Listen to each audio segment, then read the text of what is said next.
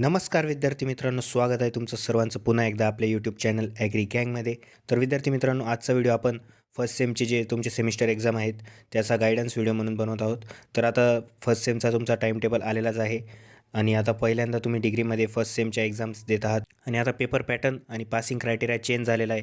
तर त्यानुसार आता अभ्यास कसा करायचा आणि चांगला CGPA कसा स्कोअर करायचा ते सर्व आपण आजच्या व्हिडिओमध्ये डिस्कस करणार आहोत विद्यार्थी मित्रांनो. तर हा व्हिडिओ सुरुवातीपासून शेवटपर्यंत पूर्ण व्हिडिओ बघा, जेणेकरून त्यांनासुद्धा गायडन्स मिळेल सेमिस्टर एक्झामबद्दल. तर विद्यार्थी मित्रांनो, आता या एक्झाम्समध्ये आता तुमचं पहिल्यांदाच तुम्ही सेमिस्टर एंडचं एक्झाम देत आहात आणि त्यात चांगला CGPA स्कोअर करणं खूप आवश्यक आहे. तर आता बरेचसे विद्यार्थी म्हणतील आम्हाला फक्त पासिंग पाहिजे आहे, बट चांगला CGPA स्कोअर करणं ही एक चांगली गोष्ट आहे. हे जर तुम्ही मेंटेन ठेवला, आता फर्स्ट सेमलाच तुम्ही जर चांगला CGPA स्कोअर केला तर पुढील सेम्समध्ये तुमचा CGPA तो मेंटेन राहू शकतो. जर आताच CGPA कमी आला तुमचा तर तो मेंटेन करणं तुम्हाला जमत नाही पुढे आणि त्यात मग CGPA कमीच होत जातो तुमचा पुढे चालून. तर हे CGPA जे असतं ते पुढे MSCला ॲडमिशनच्या वेळेस कामात पडतो तुम्हाला. त्यासाठी एक चांगला CGPA असणं आवश्यक आहे.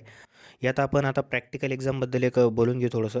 तर प्रॅक्टिकल एक्झाम जी आहे आता तुमची पासिंग क्रायटेरिया न्यू आल्यामुळे आता जे कोर्सेस ज्यांना थेरी आणि प्रॅक्टिकल दोन्ही गोष्टी आहेत त्यांना आता प्रॅक्टिकल एक्झाम जी असेल ती 30 मार्क्सची असेल. तर त्या 30 मार्क्समध्ये 10 मार्क्स तर तुमचे मॅन्युअलचेच असतील, मग 20 मार्क्सचं तुमचं जे प्रॅक्टिकलचं पेपर होईल. तर प्रॅक्टिकलचा पेपर कसा होईल, तर प्रॅक्टिकलच्या पेपरमध्ये तुम्हाला स्पॉटिंग असेल, स्पॉटिंग आणि मग तुम्हाला डिस्क्रिप्टिव्ह क्वेश्चन असतील. एखादा कोर्स जसं की MDC, तर MDCच्या कोर्समध्ये मोस्टली स्पॉटिंग नसू शकते, तर त्यात डिस्क्रिप्टिव्ह क्वेश्चन असतील आणि डिस्क्रिप्टिव्ह क्वेश्चन आणि मग 4 मार्क्सला किंवा 2 मार्क्सला तुम्हाला ऑब्जेक्टिव्ह असू शकता. ऑब्जेक्टिव्ह किंवा वायवा जे एक्सटर्नलच्या मनावर असतं किंवा एखाद्या वेळेस एक्सटर्नल नाही आला कॉलेजला तुमच्या प्रॅक्टिकलच्या वेळेस, तर कॉलेजचे शिक्षकच तुमचा वायवा किंवा ऑब्जेक्टिव्ह देऊन तुमचं ते प्रॅक्टिकल कंडक्ट करतात. तर प्रॅक्टिकल एक्झामला तुम्हाला स्पॉटिंग मिळते. स्पॉटिंग कमी असते आणि स्पॉटिंगचे मार्क्स मिळवणं खूप सोपं असतं. तर ते मार्क्स मिळून डिस्क्रिप्टिव्ह क्वेश्चन असतात ते सुद्धा कॉलेजवालेच देतात. तर ते क्वेश्चन करून जर गेलात तर प्रॅक्टिकलला तुम्हाला सोपं होईल आणि प्रॅक्टिकल आपल्या कॉलेजच्याच हातात असतं, त्यामुळे प्रॅक्टिकलमुळे सुद्धा तुमचं CGPA बूस्ट होण्यात मदत होईल. प्रॅक्टिकल एक्झामला तुम्ही सिरियसली घ्या आणि प्रॅक्टिकल एक्झामला चांगला अभ्यास करा. आउट ऑफ मार्क्स मिळवण्याचा प्रयत्न करा प्रॅक्टिकल एक्झामला, त्यामुळे तुमचा CGPA वाढण्यात मदत होईल. तर आता प्रॅक्टिकल एक्झाममध्ये जे थेरी प्लस प्रॅक्टिकल कोर्स आहे यांना तर 30 मार्क्सचा प्रॅक्टिकल असेल, पण जे स्किल एनहान्समेंट कोर्स आहे किंवा असे कोर्स ज्यांना फक्त प्रॅक्टिकल आहे, तर त्यांचं प्रॅक्टिकल जे असेल ते तुमचं 50 मार्क्सचं होईल. तर त्या प्रॅक्टिकलला तुम्हाला जास्त क्वेश्चन असतील किंवा जास्त स्पॉटिंग असतील, त्यानुसार हे स्पॉटिंग आणि क्वेश्चनचा नंबर हे चेंज होत राहील. पण प्रॅक्टिकलचा पॅटर्न एकच आहे, डिस्क्रिप्टिव्ह क्वेश्चन्स आणि स्पॉटिंग हे दोन्ही असतं आणि वायवा किंवा ऑब्जेक्टिव्ह हे होत असतं प्रॅक्टिकलमध्ये. तर प्रॅक्टिकलचा पॅटर्न तर असाच असतो दरवेळेस, तर त्यानुसार तुम्ही अभ्यास केला पाहिजे. आता प्रॅक्टिकल एक्झाम नंतर सांगायचं झालं तर तुम्हाला प्रिवियस इयरचे पेपर्स जे असतात ते तुम्ही प्रेफर केले पाहिजे. आता तुमचे जे सिनियर्स आहेत त्या बॅचपासून हा जो न्यू 6 डीन कमिटीचा सिलेबस आलेला आहे, तर त्यामुळे त्या बॅचचे तुम्ही पेपर्स प्रेफर करा. तर ते पेपर जे होते ते जुन्या पासिंग क्रायटेरियानुसार होते, तर त्यात 80 मार्क्सचे पेपर असायचे काही आणि काही पेपर हे 40 मार्क्सचे होते. तरी तुम्ही ते पेपर प्रेफर केले पाहिजे, कारण त्यात तुमचा जो न्यू सिलेबस होता त्यानुसार क्वेश्चन्स होते आणि आपण पुढे कोर्स वाईज तर बघणारच आहोत. कोणत्या कोर्ससाठी तुम्ही कसा अभ्यास केला पाहिजे ते तर तुम्हाला सांगणारच आहे. आणि मग कोर्सेसमध्ये तुम्हाला जर सांगायचं झालं तर दीक्षारमचा कोर्स जो आहे तो नॉन ग्रेडियल आहे. त्यात पास फेल, फक्त पास आणि फेल एवढंच मॅटर करतं, त्याचं CGPA काउंट नाही होत. आणि मॅथ्स बायोचा कोर्सचं बी सेम आहे. आता ज्या स्टुडंटला मॅथ्स किंवा बायो असेल त्यांच्यासाठी ही गोष्ट आहे, पण ज्यांना मॅथ्स आणि बायो नाही त्यांना मग फक्त 6 सब्जेक्टची थेरीची एक्झाम द्यावं लागेल. बाकी तर मग प्रॅक्टिकल कोर्सेस आहेत. तर आता आपण पुढेसुद्धा या पेपर्ससाठी तुमचा एक पेपर रायटिंगचा व्हिडिओ बनवणारच आहोत. तर त्या व्हिडिओत आपण टाईम मॅनेजमेंटबद्दल, पेपर कसा लिहायचा या गोष्टींबद्दल डिस्कशन करणारच आहोत. आणि आता जर तुम्हाला न्यू पासिंग क्रायटेरिया किंवा पेपर पॅटर्न जर समजला नसेल, तर त्यासाठी आपण पूर्वी व्हिडिओ बनवले होते. ते व्हिडिओ तुम्ही बघू शकता व्हिडिओच्या एंड स्क्रीनमध्ये आणि आय बटनमध्ये त्यांची लिंक मी दिलेली आहे. तर तिथून तुम्ही ते व्हिडिओ बघून न्यू पासिंग क्रायटेरिया आणि न्यू पेपर पॅटर्न याच्याबद्दल माहिती घेऊ शकता. तर विद्यार्थी मित्रांनो, आता तुमच्यासाठी जे फर्स्ट सेमच्या सर्व नोट्स आहे आपण त्या आपल्या टेलिग्राम चॅनलवर प्रोव्हाइड केलेल्याच आहेत.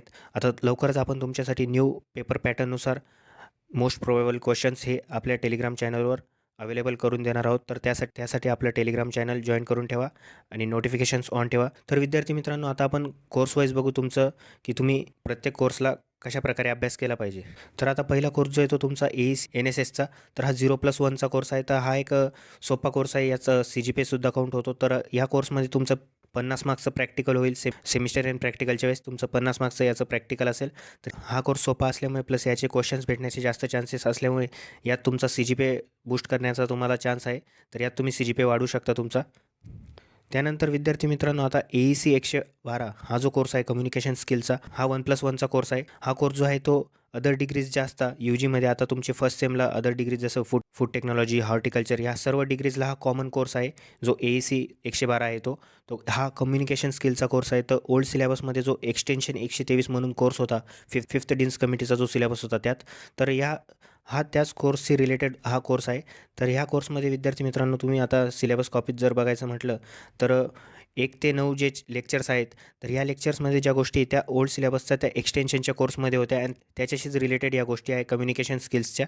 तर त्यानंतरचे जे लेक्चर्स आहेत जसं 10वं लेक्चर 10व्यापासून जे 16वं लेक्चर आहे त्यात ग्रामरबद्दल आहे. हा जो पार्ट आहे ग्रामरचा, तर यातनं मोस्टली क्वेश्चन जे आहे ते ऑब्जेक्टिव्हला देतात. आता मागच्या वेळेसचा जर क्वेश्चन पेपर बघितला तर सर्व ऑब्जेक्टिव्ह जे होते ते या ग्रामरच्या पार्टमधूनच आले होते आणि यातनं फक्त एक क्वेश्चन जो आहे तो वरती सेक्शन एला आला होता. तर त्यानुसार तुम्ही हे जे शेवटचे लेक्चर्स आहेत ते ऑब्जेक्टिव्हसाठी करा आणि वरचे जे लेक्चर्स आहेत त्यातले टॉपिक्स तुम्ही वरती डिस्क्रिप्टिव्ह क्वेश्चन्ससाठी केले पाहिजे. ओल्ड सिलेबसच्या ज्या मॉडेल ॲन्सर आहेत या कोर्सच्या, त्या मॉडेल ॲन्सरमध्ये फक्त तुमच्या सिलेबसमधलेच टॉपिक तुम्ही कव्हर करा. एक्स्ट्रा टॉपिक्स तुम्ही कव्हर करू नका मॉडेल ॲन्सरमधनं. सिलेबस कॉपीशी कंपेअर करून तुम्ही जर नोट्स वाचल्या ओल्ड सिलेबसच्या तर तुम्हाला फायदेशीर होईल. तरी आता काही इम्पॉर्टंट क्वेश्चन जर बघायचे झाले तर कम्युनिकेशनची प्रोसेसबद्दल विचारलं जातं, मग प्रिसिज रायटिंगबद्दल विचारलं जातं, त्यानंतर सेल्फ एस्टीमबद्दल काही क्वेश्चन्स विचारले जातील, व्हर्बल नॉन व्हर्बल कम्युनिकेशनवर विचारलं जातं, मॉडेल्स ऑफ कम्युनिकेशनचं इनलिस्ट किंवा एक्सप्लेनेशन विचारलं जाऊ शकतं. न्यू पेपर पॅटर्ननुसार तुम्हाला सेक्शन एमध्ये 6 क्वेश्चन असतील आणि त्या 6 पैकी 4 सोडवावे लागतील. मग सेक्शन बीमध्ये 5 क्वेश्चन असतील आणि त्या 5 पैकी 4 सोडवावे लागतील. तर आता तुम्ही स्क्रीनवर एक पेपर बघू शकता. आता थर्ड सेमचा नुकताच तुमच्या सिनियर्सचा पेपर झालेला आहे, निमॅटॉलॉजीचा हा पेपर आहे. तर त्यात जो पेपर तुम्ही हा स्क्रीनवर बघू शकता, सेम टू सेम असाच पॅटर्न असेल तुमच्या पेपरचा AECसाठी. आणि बाकी मग अदर कोर्सेस जे आहे त्याचासुद्धा आपण तुम्हाला पेपर दाखवूच. तर त्यानुसार तुमचा हा जो पेपर आहे निमॅटॉलॉजीचा असाच पॅटर्न AECसाठी तुम्हाला सेमिस्टर एक्झामला असेल. मग आता आपण बघू MDC या कोर्सबद्दल. तर आता MDC जो आहे 2+1चा कोर्स आहे. तर हा सुद्धा एक कॉमन कोर्स आहे अदर UG डिग्रीसाठी. तर त्यात आता हा जो कोर्स आहे हा एक न्यू कोर्स आहे आणि यात न्यू कोर्स असल्यामुळे विद्यार्थ्यांना हा थोडा अवघड वाटतो. बट हा एक इझी कोर्स आहे. मोस्ट ऑफ कॉलेजेसच्या शिक्षकांनी यासाठी नोट्स तयार केलेल्या आहेत. त्या नोट्स आपण आपल्या टेलिग्रामवर अपलोडसुद्धा केलेल्या आहेत. तर त्या नोट्स तुम्ही प्रेफर करा आणि या कोर्ससाठी मोस्टली तुम्ही मागच्या वर्षीचा जो क्वेश्चन पेपर आहे MDCचा तो प्रेफर केला पाहिजे. याचे जे मेन क्वेश्चन्स आहेत ते तुम्ही केले पाहिजे. तर विद्यार्थी मित्रांनो या कोर्समध्ये जे आहे 27 आणि 28 नंबरचं जे लेक्चर आहे त्यात काही गव्हर्नमेंटच्या स्कीम्सबद्दल माहिती आहे. तर या लेक्चर्समधनं तुम्हाला ऑब्जेक्टिव्हसाठी क्वेश्चन येऊ शकता.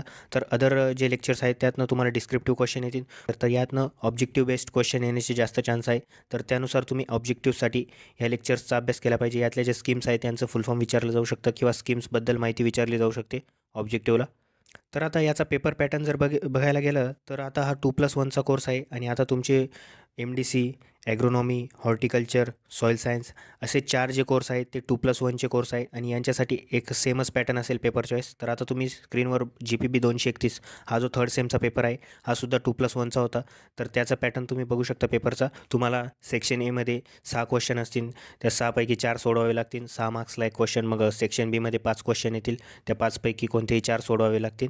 मग सेक्शन सीमध्ये जो आहे तो पहिला क्वेश्चन त्यात तुम्हाला 4 ऑब्जेक्टिव्ह असतील आणि मग दुसरा जो क्वेश्चन असेल सेक्शन सीमधला त्यात तुम्हाला 8 ऑब्जेक्टिव्ह असतील. ते ऑब्जेक्टिव्ह जे आहेत ते तुमचे अर्ध्या मार्क्सला एक ऑब्जेक्टिव्ह असेल आणि जो पहिला क्वेश्चन असेल सेक्शन सीचा त्यातला ऑब्जेक्टिव्ह जो असेल तो तुमचा 1 मार्क्सला एक असेल.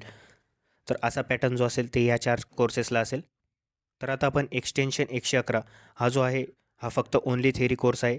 तर या कोर्सबद्दल बघू तर हा जो कोर्स आहे मोस्टली थेरॉटिकल कोर्स आहे आणि या कोर्समध्ये मोस्टली जे आहे डेफिनेशन्स विचारले जातात पेपरला.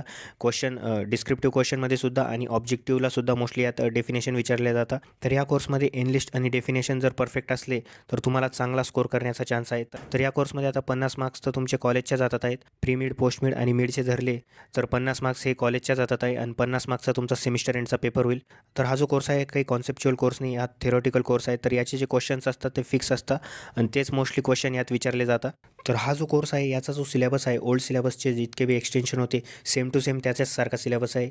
या कोर्सच्या सिलेबसमध्ये जरासासुद्धा चेंज नाही झालेला आहे. हा सेम टू सेम ओल्ड सिलेबसच्या जर तुम्ही नोट्स प्रेफर केल्या तरी तुम्हाला यात फायदा होईल आणि ओल्ड सिलेबसचेच क्वेश्चन पेपर जे आहे ते जरी तुम्ही प्रेफर केले तरी तुम्हाला फायदा आहे. तर त्यासाठी तुम्हाला एकच सांगतो, मागच्या वर्षीची क्वेश्चन पेपर आणि मागच्या काही फिफ्थ डीन कमिटीच्या 4-5 क्वेश्चन पेपर जर तुम्ही प्रेफर केले यासाठी आणि त्यातले कॉमन क्वेश्चन जर केले तर तुम्हाला या कोर्समध्ये चांगला एक 40+ मार्क्स मिळवण्याचा चान्स आहे. आणि तर हा जो कोर्स आहे तुमचा हा 50 मार्क्सचा पेपर असेल याचा, आणि 2.5 तास यासाठी टाईम असेल. बाकीचे पेपर्स असतील ते तुमचे 2 तासाचेच असतील आणि 40 मार्क्सचे असतील. तर हा जो असेल एक्सटेन्शनचा पेपर हा 2.5 तासाचा असेल आणि यात 50 मार्क्सचा पेपर असेल. या पेपरचा पॅटर्न कसा असेल ते जर बघायचं झालं तर आता तुम्ही स्क्रीनवर बघू शकता. थर्ड सेमचा जो आहे इकॉनॉमिक्स 231चा हा जो कोर्स आहे हा सुद्धा ओन्ली थेअरी कोर्स होता. तर सेम असाच पॅटर्न तुम्हाला एक्सटेन्शनसाठी असेल. तर यात तुम्हाला सेक्शन एमध्ये 7 क्वेश्चन देण्यात येतील. त्या 7पैकी कोणतेही 5 सोडवावे लागतील. 6 मार्क्सला एक क्वेश्चन असेल. मग सेक्शन बीमध्ये तुम्हाला 6 क्वेश्चन असतील. त्या 6पैकी कोणतेही 5 सोडवावे लागतील आणि त्याला 2 मार्क्स असतील एक क्वेश्चनला. मग सेक्शन सीमध्ये बघायला गेलं तर तुम्हाला पहिल्या ऑब्जेक्टिव्हच्या क्वेश्चनमध्ये तुम्हाला 5 ऑब्जेक्टिव्ह असतील 1 मार्क्सला एक, आणि दुसरा जो क्वेश्चन असेल ऑब्जेक्टिव्हचा तर त्यात तुम्हाला 10 ऑब्जेक्टिव्ह असतील अर्ध्या मार्क्सला एक. तर असा हा पॅटर्न असेल याचा, सेम इकॉनॉमिक्ससारखा पॅटर्न असेल याचा. तर त्यानंतर आता आपण फंडामेंटल्स ऑफ ॲग्रोनॉमी या कोर्सबद्दल बघू.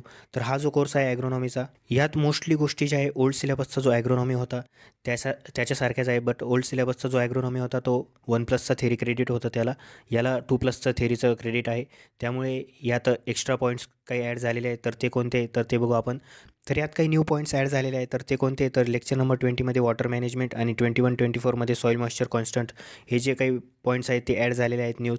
मग त्यानंतर मेजर क्रॉपिंग पॅटर्न 28 आणि 29 नंबरचं लेक्चर, आणि त्यानंतर 30-32 हे सस्टेनेबल क्रॉप प्रोडक्शनचं. तर हे काही पॉईंट्स जे आहेत ते न्यू यात ॲड्स झालेले आहे. आणि बाकी मग न्यूट्रिएंट ॲब्झॉर्प्शनचा जो लेक्चर आहे त्यातला काही पार्ट्स जो आहे ते न्यू ॲडिशन या सिलेबसमध्ये झालेला आहे. बाकी तर जे ओल्ड सिलेबसचा कोर्स होता त्यातलाच पार्ट आहे. बट ओल्ड सिलेबसच्या याच्यातला हार्वेस्टिंगचा जो पार्ट होता तो कट झालेला आहे, आणि तो बाकी जो पार्ट होता तो तसा यात आलेला आहे, आणि एक्स्ट्रा काही ॲडिशन यात झालेले आहेत या ॲग्रोनॉमीच्या कोर्समध्ये.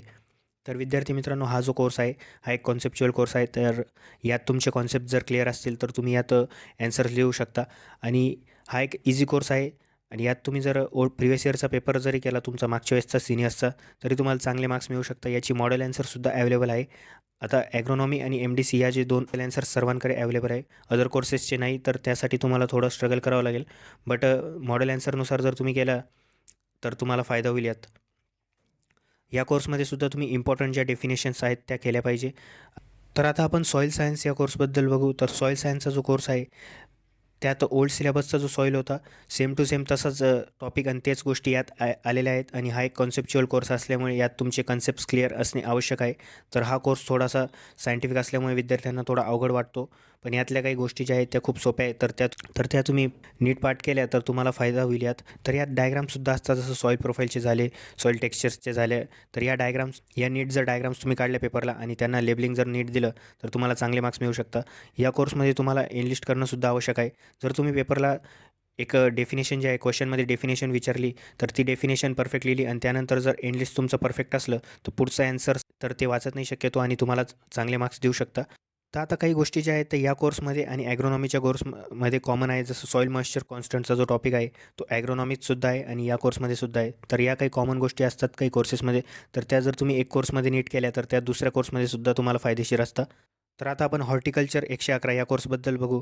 तर हॉर्टिकल्चर 111चा जो कोर्स आहे त्यात ओल्ड सिलेबसचा जो हॉर्टिकल्चर आहे त्याच्यातलेच टॉपिक सर्व आलेले आहेत. आणि हा सुद्धा एक 2+1चा कोर्स आहे.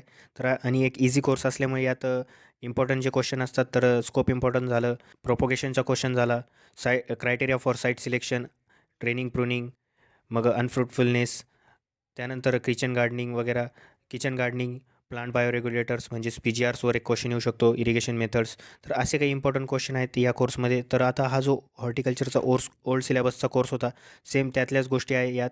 आणि यातसुद्धा काही इम्पॉर्टंट डेफिनेशन्स असतात तर त्या डेफिनेशन्स तुम्ही नीट केल्या पाहिजे.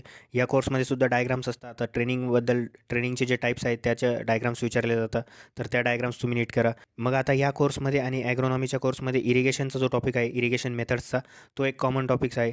मग फर्टिलायझर ॲप्लिकेशनच्या मेथड्सचा हा एक कॉमन टॉपिक ॲग्रोनॉमी आणि या कोर्समध्ये. तर या अशा काही कॉमन गोष्टी आहेत त्यात तुम्ही काही कोर्सेसमध्ये कॉमन असतात. त्या एक कोर्समध्ये जर तुम्ही नीट कॉन्सेप्ट क्लिअर केले तर तेच तुमचे दुसऱ्या कोर्समध्ये तुम्हाला फायदेशीर ठरतात. तर अशा प्रकारे हे तुमचे मेन जे कोर्सेस आहे फर्स्ट सेमचे जे आहे मेन कोर्सेस आहे ह्या कोर्सेसचा अभ्यास कसा करायचा हे मी तुम्हाला आजच्या व्हिडिओमध्ये सांगितलं. आता पुढच्या व्हिडिओमध्ये आपण यात पेपर रायटिंगबद्दल आणि पेपरमध्ये टाईम मॅनेजमेंट कसं करायचं या गोष्टी सांगणारच आहोत. तर यानंतर आता काही विद्यार्थ्यांचा मॅथ्स अँड बायोचा जो कोर्स असतो तर हे एक इझी कोर्स असतं मॅथ्स अँड बायो. तर त्यातसुद्धा इम्पॉर्टंट क्वेश्चन जर तुम्ही करून गेलात तर त्या कोर्समध्ये तुम्हाला फायदेशीर ठरतं. मॅथ्स असा कोर्स आहे जो थोडा टफ वाटतो विद्यार्थ्यांना, पण हा एक नॉन ग्रेडियल कोर्स आहे त्यामुळे यात टेन्शन घेण्याची जास्त काही गरज नाही.